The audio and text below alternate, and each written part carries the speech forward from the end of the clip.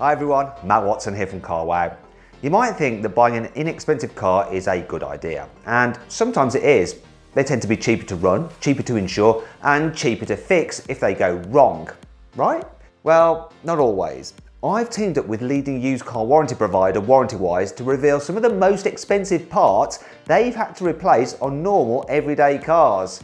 I've ranked the cars based on the cost of the replacement part, including the labour for fitting, and worked it out as a percentage of the vehicle's original price. So here we go. This is the Carwow top 15 most expensive parts to replace on normal cars. Buying a new car? Head to Carwow to get offers from the UK's top dealers. carwow.co.uk, the car buying comparison site. Sometimes replacement parts are expensive because manufacturers just don't expect you to need to replace them. The Renault Zoe is a good example of this. It's one of the cheapest electric cars on sale, and you could get one for £19,845 in 2014. But if you need to fit a new windscreen wiper motor to a Renault Zoe, you're looking at a bill for £2,607. That's 13% of the value of the whole car when it was new back in 2014. You could pick up a brand new Citroen C1 Picasso for £13,200 back in 2012. But if you have a used one now and the steering rack fails, it could cost up to £2,225 to fix. That means you'd end up paying around 17% of the cost of the whole car when it was new to put the steering right. Ooh. Metal folding convertible roofs were all the rage back in 2013, but they aren't such a great idea if they go wrong.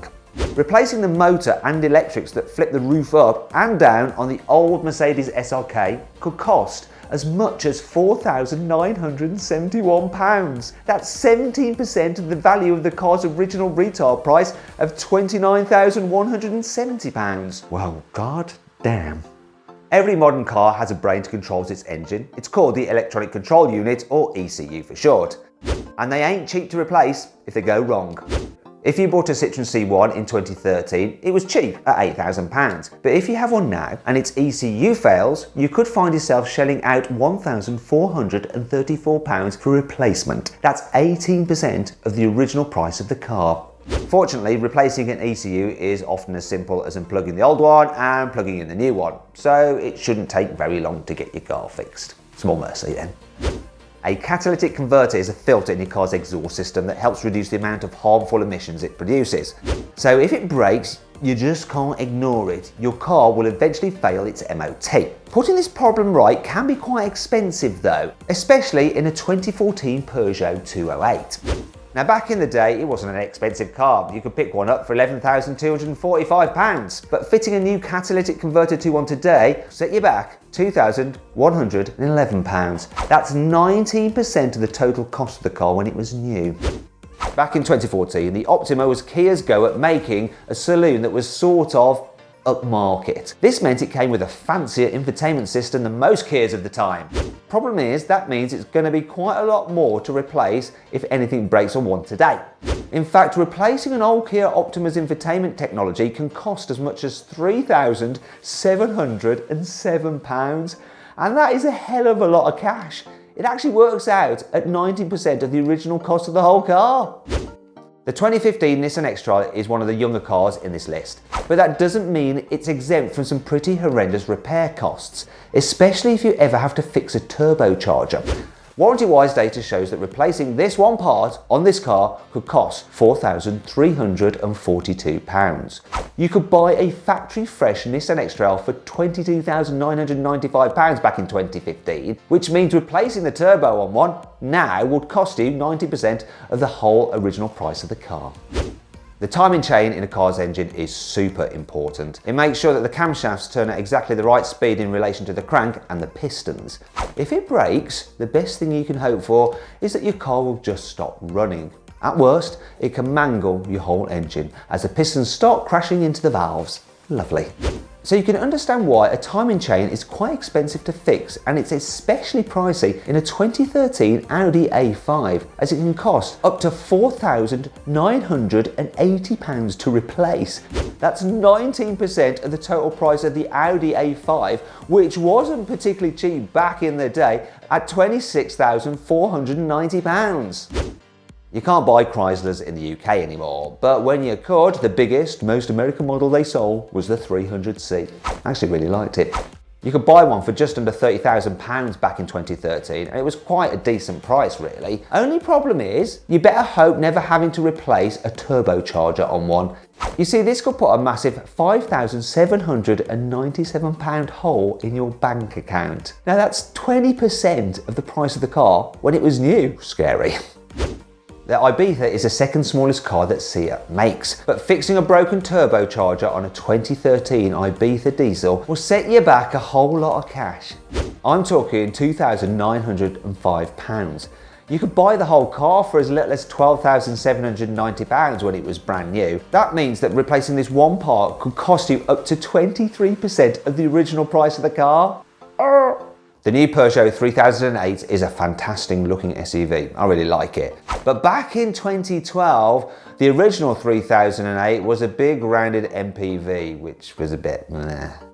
Now you could buy a brand new one for as little as £17,195, which seems pretty cheap by today's standards. But if you need to replace a throttle body on one, it could cost as much as £4,312. That's 25% of what the car cost new. There isn't a great deal about the practical Kia Venga mini MPV that'll get your pulse racing. But you might have a heart attack if you own one and the turbocharger fails, because replacing that could cost as much as £3,775. It's even more shocking when you find out that you could buy a whole brand new Venga diesel for £13,095 back in 2011. That means fixing the turbo will cost 29% of the car's initial list price. The 2013 Nissan Micra was a pretty forgettable car. One thing you won't forget about it in a hurry though is the cost of replacing a radiator, because you could be hit with a bill for £2,680. Back in 2013, the whole car would have just cost £7,995 new. So fixing that single part equates to 34% of that price. Before we continue with the countdown, I just want to check, have you subscribed to this channel? If you haven't, make sure you do and hit the bell icon to turn your notifications on so you don't miss a single video. Anyway, let's continue with the countdown now. You don't want to have trouble with an old Volkswagen Polo's infotainment system, because if you do, it could cost as much as £4,131 to fix. That is a massive amount, especially when you consider that you could get a brand new Polo back then for around £10,420. That means a replacement system costs a massive 40% of the car's original price. Bonkers. The Polo isn't the worst car on this list though. That honour goes to another VW, the Up. Now you'd think there wouldn't be much to go wrong with a car this simple, but if the differential fails, you're not going to be having a very good time. Replacing one could cost you £3,942. The whole car only cost from £7,995 when it was new. So this repair works out at almost 50% of the original list price in 2013 and is more than its current used value, which means that if the differential goes wrong on an old VW Up, it could write the car off, as it'd be uneconomical to repair, unless of course you paid for an aftermarket warranty. I hope you all enjoyed the video. If you did, please give it a like. Also, let me know what you thought of it in the comments below. Be kind though, because I do read the comments and you don't want to upset me. Now, if you'd like to watch some more videos, just click on the windows there. And if you click on the box there, you can download the free CarWow app, where you can check out all our different car reviews and also see how much money you can save on a new car through our trusted dealers. Trust me, we can save you a ton of cash. The app also includes a special car valuation tool where you can actually use your phone's camera to scan the number plate of a car and it'll tell you how much it's worth. Go download it, it's free.